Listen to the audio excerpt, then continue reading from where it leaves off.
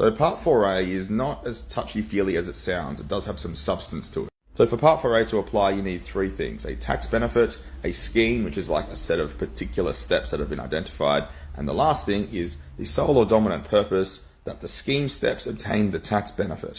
And this purpose is not subjective to the taxpayer. It is actually objectively defined.